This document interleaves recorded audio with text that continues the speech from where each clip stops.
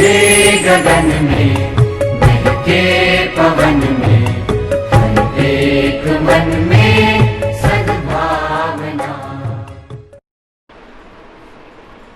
चलो विद्यार्थी मित्रों, આપણે છેલ્લા લેક્ચરની અંદર લિપિડનો અભ્યાસ પૂર્ણ કરેલો હતો.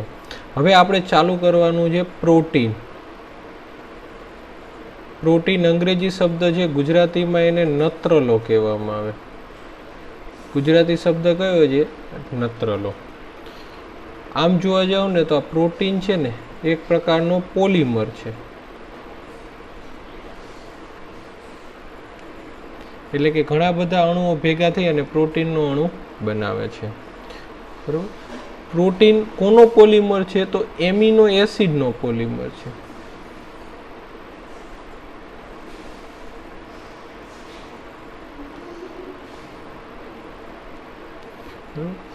આમ જોવા જાવ તો પ્રોટીનનો બંધારણીય મૂળભૂત એકમ એમિનો એસિડ છે. પ્રોટીનનો બંધારણીય મૂળભૂત એકમ એટલે શું? Amino acid. એટલે વિવિધ પ્રકારના એમિનો એસિડ ભેગા મળી અને પ્રોટીનનું નિર્માણ થશે. તો બીજું એક ખાસ એ સમજવાનું છે કે અહીંયા પોલિમર જે છે એ વિષમ પોલિમર છે. વિષમ પોલિમરનો મતલબ શું થશે કે બધા એમિનો એસિડ સરખા હોતા નથી.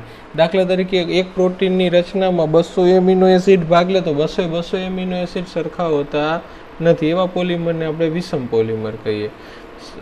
સરખા હોય તો સમ પોલિમર કહેવાય. દાખલા તરીકે સ્ટાર્ચ જે છે, સ્ટાર્ચની અંદર જેટલા બી મોનોમરના એકમ હતા બધાય કેવા હતા? ગ્લુકોઝ જ હતા. એટલે એ સમ પોલિમર છે.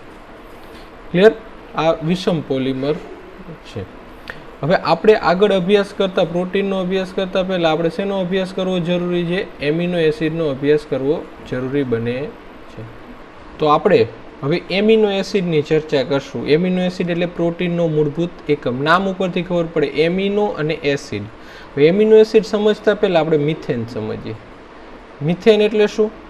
અણુસૂત્ર શું થાય? આપણે બધા જાણીએ છીએ CH4. કાર્બન 4 બંધ બનાવે છે. 4 બંધ. મિથેનની અંદર ચારેય બાજુ શું હશે? હાઇડ્રોજન હશે. કોઈ પણ કાર્બન છે 4 બંધ બનાવે છે, બરોબર? કોઈ પણ રીતે અહીંયા મિથેનમાં ચારેય બાજુ હાઇડ્રોજન હશે. હવે એમિનો એસિડમાં શું થશે? ધ્યાન રાખો. એક બાજુ COOH આવી જશે, કાર્બોક્સિલિક એસિડ આવી જશે. એક બાજુ હાઇડ્રોજનનો હાઇડ્રોજન રહેશે. એક બાજુ NH2 આવી જશે. હું NH2 આમ લખું છું. આનો મતલબ શું થયો કે આ કાર્બન છે નાઇટ્રોજન સાથે જોડાયેલો છે. તમે આ રીતે NH2 લખી શકાય, NH2, પણ આપણે આ રીતે લખશું તો વધારે ખ્યાલ આવશે. N1 છે ને H2 2 છે. આપણે આ રીતે વાંચશું NH2. અને ઉપર એક R આવેલો હશે. R કોઈ પણ સમૂહ હોઈ શકે.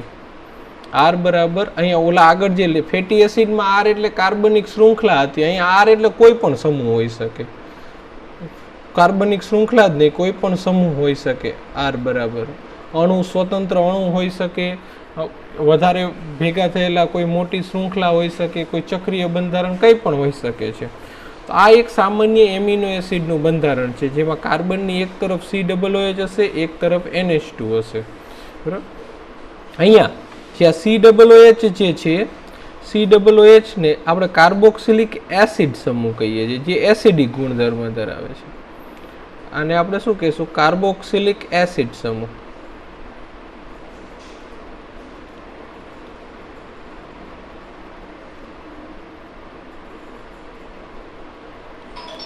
જેનો એસિડિક ગુણધર્મ હોય છે.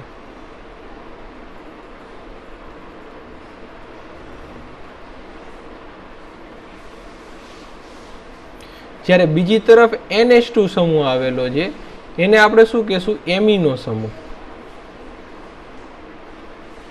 જે બેઝિક ગુણધર્મ ધરાવે છે. બરાબર. તો આ એસિડિક ગુણધર્મ ધરાવે, આ બેઝિક. આનો એસિડિક ગુણધર્મ આના બેઝિક વડે શું થશે? તટસ્થ થઈ જશે. એટલે આખો સમૂહ એસિડિક બેઝિક થશે. એનો આધાર શેના પર રહેલો છે? R ઉપર રહેલો છે. ખ્યાલ આવે છે? ફરીથી COOH એસિડિક સમૂહ છે, એમિનો સમૂહ બેઝિક છે, આની એસિડિકતા આના વડે શું થઈ જશે? ન્યુટ્રલાઇઝ થઈ જશે. એટલે આખો સમૂહ એસિડિક બનશે કે બેઝિક, એ શેના પર આધાર રાખે છે? આર પર આધાર રાખે છે. હજી તમે ઓર્ગેનિક કેમિસ્ટ્રી ભણશો. ઓર્ગેનિક કેમિસ્ટ્રીની અંદર એક આખું ક્રિયાશીલતાનો એક ક્રમ આવશે કે સૌથી વધારે આપણે પ્રાધાન્યતા કોને આપીએ, બરાબર? તો એમાં કાર્બોક્સિલિક એસિડ છે ને એ મુખ્ય સમૂહ ગણાય. એક કરતાં વધારે સમૂહ હોય ને કાર્બોક્સિલિક એસિડ મુખ્ય સમૂહ ગણાશે. આપણે કેમિસ્ટ્રીમાં ભણશો તે આગળ.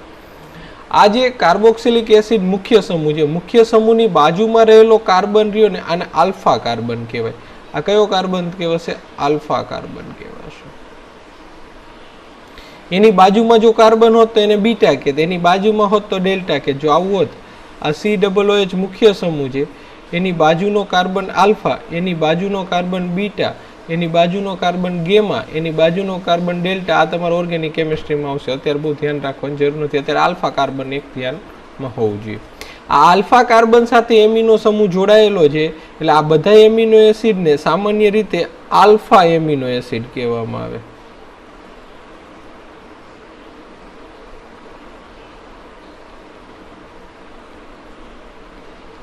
આ બધાને શું કહેશું આપણે? આલ્ફા એમિનો એસિડ કહી શકાય છે. ક્લિયર? હવે જે આપણે આર ની વાત કરી હતી, આર બદલાશે એ પ્રમાણે એમિનો એસિડ બદલાશે. આર પ્રમાણે, આરના પ્રમાણે 20 પ્રકારના એમિનો એસિડ જોવા મળે છે.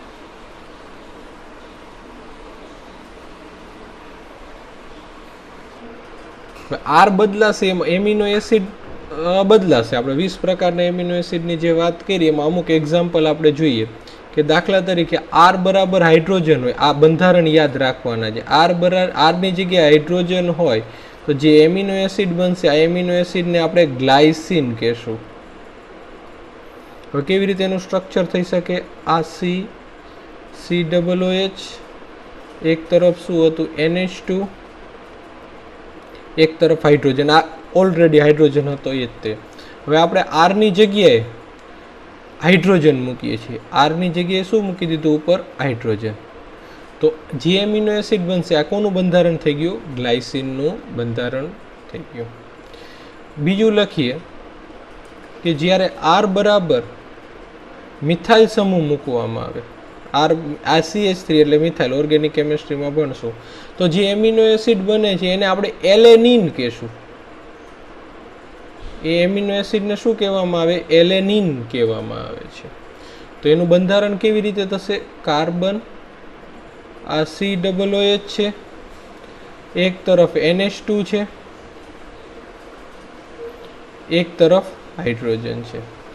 હવે આરની જગ્યાએ આપણે શું મૂકવાનું છે? CH3 મૂકવાનું છે. તો જે આ એમિનો એસિડ બની ગયો, આ એમિનો એસિડ કો શું થઈ ગયું? એલેનિન. તો આ કોનું બંધારણ થઈ ગયું? ગ્લાયસિનનું. આ શેનું બંધારણ થઈ ગયું? એલેનિનનું બંધારણ થઈ ગયું. ત્રીજું, આર બરાબર CH2OH મૂકીએ. આરની જગ્યાએ આપણે શું મૂકીએ? CH2OH. અને જે એમિનો એસિડ બનશે એ એમિનો એસિડને આપણે કહેશું સેરીન.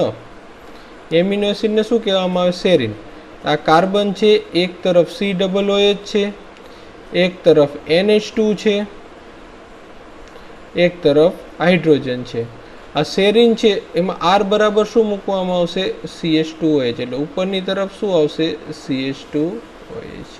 તો આ 3 બંધારણ તમારે યાદ રાખવાના. બુકમાં એક્ઝામ્પલ આપેલા છે, આમાં ટેક્સ્ટ બુક જોવાની જરૂર નથી, કે ટેક્સ્ટ બુકમાં વિચિત્ર છે બધું. તો આ ગ્લાયસિન, એલેનિન અને સેરીન, આ 3ના તમારે બંધારણ ધ્યાનમાં રાખવાના છે આરને આધારે. ક્લિયર? ઓકે, જોઈ લો આટલું. અને આરની અત્યારે પોઝ કરી અને આ પ્રેક્ટિસ કરી લેવાની, દોરવાની.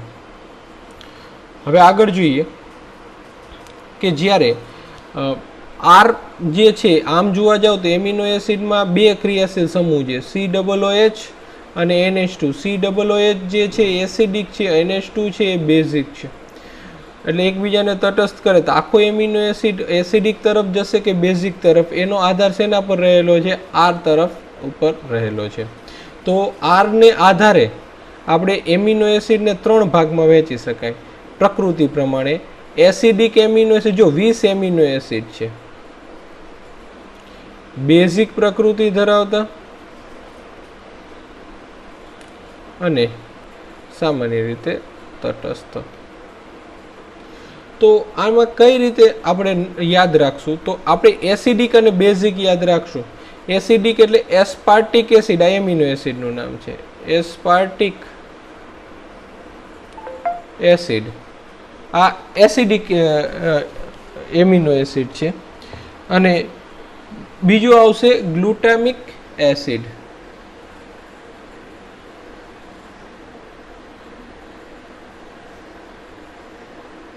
આ બંને એસિડિક છે.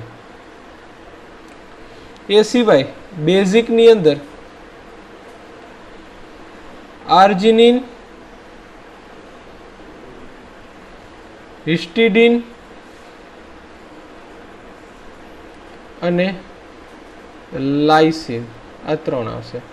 આર્જિનિન, હિસ્ટિડિન અને લાઇસિન, આ ત્રણ એમિનો એસિડ કેવા છે? બેઝિક છે. બાકી બધા કેવા હશે? તટસ્થ હશે.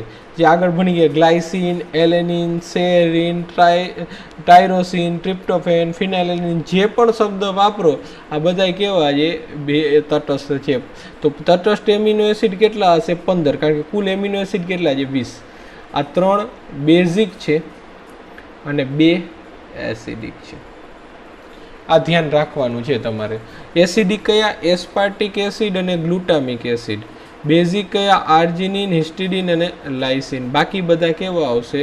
તટસ્થ આવે છે. ક્લિયર?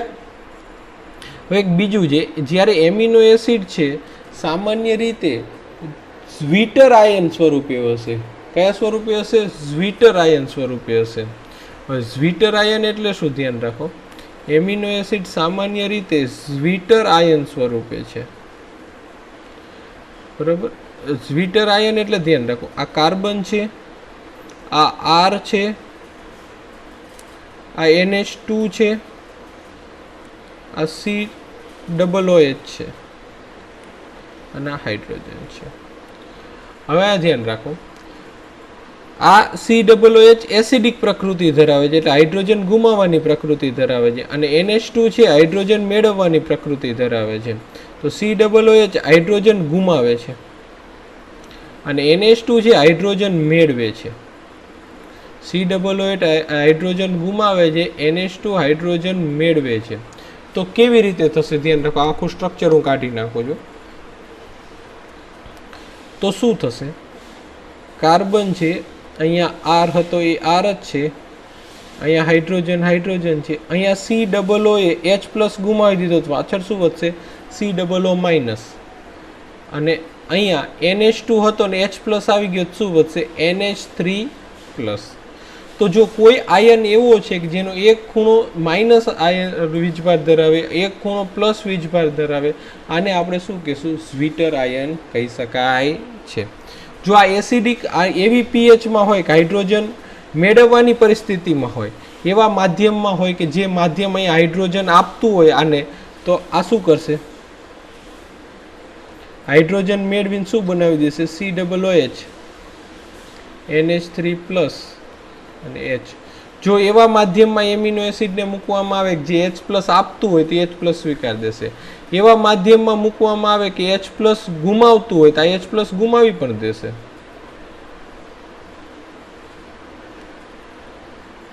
એ શું વધશે? NH2. આ તમારે કેમેસ્ટ્રીનું છે. આ ગુમાવવું મેળવવું, અત્યારે શું ધ્યાન રાખવાનું છે? આ ભાગ ધ્યાન રાખવાનો છે. આને આપણે શું કહેવામાં આવે? ઝ્વીટર આયન સ્વરૂપે હોય છે. ક્લિયર? અહીં સુધી આમાં કોઈને કન્ફ્યુઝન? આ સિવાય અમુક એમિનો એસિડ સુગંધિત હોય છે. અમુક એમિનો એસિડ કેવા હશે? સુગંધિત હશે. સુગંધિત એમિનો એસિડ એટલે કે જેમાં આર જે છે, આર બરાબર અહીંયા એરોમેટિક શૃંખલા એટલે કે ચક્રીય બંધારણ હોય. જો આર બરાબર કોઈમાં ચક્રીય બંધારણ હોય, બરાબર, તો એ કેવા હશે? સુગંધિત હોય છે. ક્લિયર? આમાં કોઈ કન્ફ્યુઝન? તો આ આપણે ચર્ચા કરી એમિનો એસિડના બેઝિક સ્ટ્રક્ચર અને એની. હવે બધા એમિનો એસિડ આપણું શરીર બનાવી શકતું નથી, અથવા તો બધા એમિનો એસિડ આપણે ખોરાકમાં નથી મેળવતા. આ શબ્દ સમજો. હું શું કહેવા માંગુ છું, આપણે 20 એમિનો એસિડની જરૂર છે, બરાબર. તો આ 20 એમિનો એસિડ આપણું શરીર જાતે નથી બનાવતું કે 20 બહારથી નથી લેવા પડતા. અમુક એમિનો એસિડ આપણું શરીર બનાવે છે, જ્યારે અમુક એમિનો એસિડ આપણે બહારથી ખોરાક દ્વારા લઈએ છીએ. તો એને આધારે એમિનો એસિડ બે પ્રકારના હોય છે, આવશ્યક અને બિન આવશ્યક.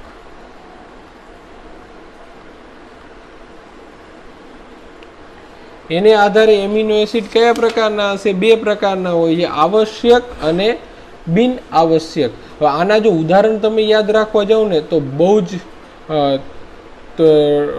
પ્રોબ્લેમ આવે, બધા યાદ ના રાખી શકાય. પણ આપણે એક બે ઉદાહરણ જોશું. આવશ્યક એમિનો એસિડ કોને કહેવાય? કે જે ખોરાક દ્વારા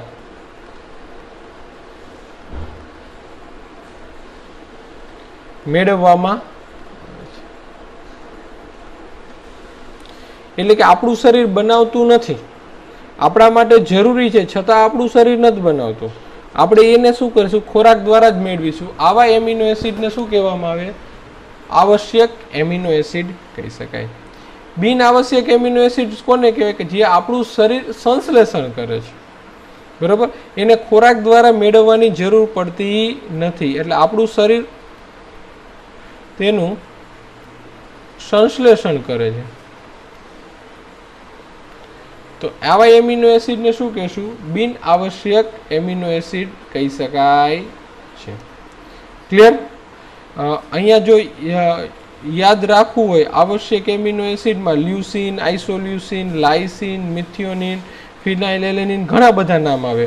બિન આવશ્યકની અંદર aspartic acid, glutamic acid, arginine, હિસ્ટિડિન, ઘણા બધા નામ કન્ફ્યુઝ થઈ જાય. પણ આ લેવલે અત્યારે તમારે યાદ રાખવાની બહુ જરૂર છે નહીં. જરૂર પડશે ત્યારે હું તમને કહીશ, અમુક લેવલ આવી જશે ત્યારે હું કહીશ કે આટલા તમારા નામ યાદ રાખવાના છે. ક્લિયર? તો આ એમિનો એસિડ વિશેની ચર્ચા કરી. હવે ધ્યાન રાખો, એમિનો એસિડ, બે એમિનો એસિડ ભેગા થઈ અને જે બનાવે એને આપણે શું કહેશું? ડાયપેપ્ટાઇડ. ડાયપેપ્ટાઇડ કોને કહેવામાં આવે? બે એમિનો એસિડ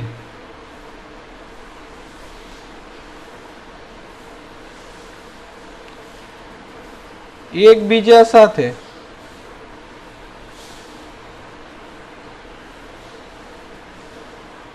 પેપ્ટાઇડ બંધથી જોડાઈને જે અણુ બનાવે છે, એ અણુને આપણે શું કહેશું? ડાયપેપ્ટાઇડ કહી શકાય છે. અહીંયા બંધ કયો આવ્યો? પેપ્ટાઇડ બંધ આવ્યો. હવે કેવી રીતે થશે ધ્યાન રાખો. આ પહેલો એમિનો એસિડ હું લખું સી. આ COOH છે ને એ આવી રીતે હોય, આપણે સીધું COOH લખીએ ને, આ C ડબલ બંધ OH, આ COOH છે. અહીંયા R1 છે, આ પહેલો એમિનો એસિડ છે. અહીંયા NH2 છે અને આ હાઇડ્રોજન છે. R1 એટલે પહેલા એમિનો એસિડ માટે લખ્યું. હવે બીજો એમિનો એસિડ આપણે અલગ કલરથી દોરીએ, બ્લુ કલર લઈએ. R2 બીજો એમિનો એસિડ છે. C ડબલ બંધ O, OH, N, આ બે હાઇડ્રોજન હશે, NH2, આ રીતે આ બીજો એમિનો એસિડ છે. બંને એમિનો એસિડ એકબીજા સાથે પેપ્ટાઇડ બંધથી જોડાશે. જે જગ્યાએથી જોડાય ત્યાંથી પાણીનો અણુ શું થઈ જશે? મુક્ત થઈ જશે. કેવી રીતે? ધ્યાન રાખો. હજુ જો અહીંયાથી OH અને આ ભાગમાંથી હાઇડ્રોજન, અહીંયાથી OH અને આ ભાગમાંથી હાઇડ્રોજન પાણીના અણુ સ્વરૂપે શું થઈ જશે? મુક્ત થઈ જશે. બરાબર? તો જે મોટો અણુ બનશે ને એને આપણે ડાયપેપ્ટાઇડ કહીએ. હવે એનું એ અણુનું બંધારણ દોરીએ. જો આ C, આ NH2, આ R1, આ હાઇડ્રોજન, આ C ડબલ બંધ O. હવે ધ્યાન રાખો, અહીંથી OH અને H દૂર થઈ ગયા. તો હવે જે આ કાર્બન છે, આ કાર્બન કોની સાથે જોડાશે? સીધો આ નાઇટ્રોજન સાથે જોડાશે. આ કાર્બન જે છે, આ કાર્બન કોની સાથે જોડાશે? આ કાર્બન સીધો આ નાઇટ્રોજન સાથે જોડાશે. તો આ કાર્બનને સીધો આપણે નાઇટ્રોજન સાથે જોડી દીધો, CONH થઈ ગયો. ના કાર્બન, આ પછીનો કાર્બન થઈ ગયો R2, આ હાઇડ્રોજન અને આ સી ડબલ બંધ OH. તો આ જે આખો અણુ બની ગયો એને શું કહેવામાં આવે? ડાયપેપ્ટાઇડ. હવે જે આ ભાગ જે હું હાઇલાઇટ કરું છું લાલથી, આને આપણે કહેશું પેપ્ટાઇડ બંધ. આને શું કહેવામાં આવે? પેપ્ટાઇડ બંધ કહેવાય અથવા તો એમાઇડ બંધ કહેવાય. આને બે શબ્દથી ઉલ્લેખી આપણે પેપ્ટાઇડ બંધ અથવા તો એમાઇડ બંધ. કારણ કે COO ની બાજુમાં નાઇટ્રોજન જોડાયેલો હોય તો આ ક્રિયાશીલ સમૂહને આપણે એમાઇડ સમૂહ કહેશું. એ આપણે કેમિસ્ટ્રીમાં ભણશું. તો આ ડાયપેપ્ટાઇડ બની ગયો. તો બે એમિનો એસિડ છે, આ એક એમિનો એસિડ અને બે એમિનો એસિડ એકબીજા સાથે પેપ્ટાઇડ બંધથી જોડાય, પાણીનો અણુ દૂર થશે તો શું બનશે? ડાયપેપ્ટાઇડ. આથી ઉલટું કરું કે ડાયપેપ્ટાઇડની અંદર પાણીનો અણુ ઉમેરી અને વિઘટન કરું તો શું મળી જશે? બે એમિનો એસિડ મળી જશે. ક્લિયર? તો આ ઉલટું થઈ ગયું. બે એમિનો એસિડ પાણીનો અણુ ગુમાવે પેપ્ટાઇડ બંધ બનાવી તો ડાયપેપ્ટાઇડ બનશે, અને ડાયપેપ્ટાઇડ પાણીનો અણુ ઉમેરી અને વિઘટન કરી તો શું બનશે? બે એમિનો એસિડ બની જાય છે. ક્લિયર? તો આપણે ચર્ચા કરી ડાયપેપ્ટાઇડની. હવે આપણે ચર્ચા કરવાની છે પોલીપેપ્ટાઇડ. ડાયપેપ્ટાઇડ આવડી ગયું તો પોલીપેપ્ટાઇડ આવડી જ છે ને. પોલીપેપ્ટાઇડ કોને કહેવાય? કે વધારે એમિનો એસિડ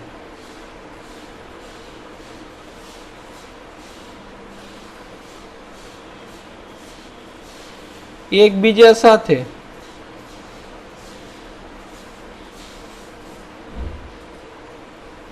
પેપ્ટાઇડ બંધથી જોડાઈને લાંબી શૃંખલાયુક્ત અણુ બનાવે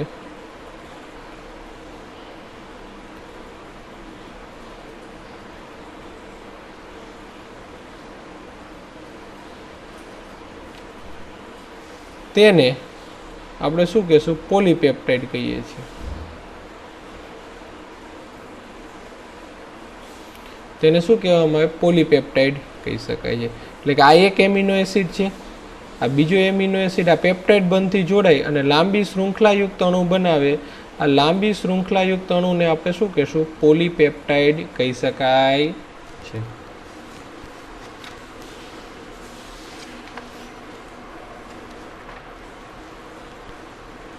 ક્લિયર? આમાં કોઈ કન્ફ્યુઝન હોય તો પૂછી લોજો. આ જે પોલીપેપ્ટાઇડ શૃંખલા બને, તમે વિચાર કરો કે આ એમિનો એસિડ, આ પહેલો એમિનો એસિડ લઈએ, આ સી છે, આ CONH બંધથી જોડાયેલું હશે, અહીંયા બીજો એમિનો એસિડનો કાર્બન આવી જશે. આ બાજુ શું હશે? NH2. એક બાજુ એવું હશે કે NH2 છેલ્લે રહેશે અને એક બાજુ અહીંયા છેલ્લો જે હશે એનો શું બાકી રહેશે? COOH. થાય જ ને એવું. કારણ કે જો અહીંયા હું ગમે તેટલા મૂકતો જાઉં તો આ બાજુનો જે છેલ્લો આવશે એનો COOH મુક્ત રહેશે, આ બાજુ છેલ્લો આવશે એનો શું મુક્ત રહેશે? NH2 મુક્ત રહેશે. હે ને? તો આ જે છેલ્લો ભાગ છે, આ છેલ્લો એમિનો એસિડ વાળો ભાગ છે, બરોબર, આને કહેવામાં આવે N ટર્મિનલ એમિનો એસિડ. આને શું કહેવાય? N terminal amino acid. આ છેલ્લા એમિનો એસિડને શું કહેશું? N terminal amino acid. અને આનો જે છેલ્લો એમિનો એસિડ છે એને શું કહેવામાં આવે? C terminal amino acid. તો આપણે લખવાનું કઈ રીતે? ગમે તે આમ ઊભી શૃંખલા ગમે તે, આ જમણી બાજુ શું રહેવું જોઈએ? આપણે જ્યાં હોય જમણી બાજુ શું રહેવું જોઈએ? COOH. અને ડાબી બાજુ શું રહેવું જોઈએ? NH2. એ રીતે ગોઠવી નાખવાની આખી શૃંખલાને. અને જમણી બાજુનો છેડો છે એને C ટર્મિનલ એમિનો એસિડ, છેલ્લા એમિનો એસિડ, અને ડાબી બાજુનો છેલ્લો એમિનો એસિડ છે એને શું કહેવાય? N ટર્મિનલ એમિનો એસિડ કહે છે. આ જે છેડો છે, આને C છેડો, કાર્બન છેડો, કાર્બોક્સી છેડો કહી શકાય. આને નાઇટ્રોજન છેડો, N છેડો, એમિનો છેડો વગેરે શબ્દથી આપણે ઓળખી શકીએ છીએ. ક્લિયર? તો આ શું બનાવ્યું? પોલીપેપ્ટાઇડ શૃંખલા. આવી શૃંખલાઓ, આ દાખલા તરીકે એક પોલીપેપ્ટાઇડ શૃંખલા, બીજી, આ ત્રીજી, આ ચોથી, આવી પોલીપેપ્ટાઇડ શૃંખલા ભેગી થાય તો કયો અણુ બને છે? પ્રોટીનનો અણુ બને છે. ક્લિયર? અહીં સુધી? તો અહીં સુધી તમે તૈયાર કરી નાખો. આપણે આગળ આમાં નેક્સ્ટ લેક્ચરની અંદર આપણે પ્રોટીન વિશેની આપણે માહિતી મેળવશું. અને અમુક હું આના છે ને તમને જે પ્રોટીનના પ્રકાર છે એની આકૃતિ પણ સાથે સાથે બતાવતો જઈશ. આ લખીને વ્યવસ્થિત તૈયાર કરજો. કંઈ કન્ફ્યુઝન હોય તો મને વોટ્સઅપ કરી અને પૂછી શકો.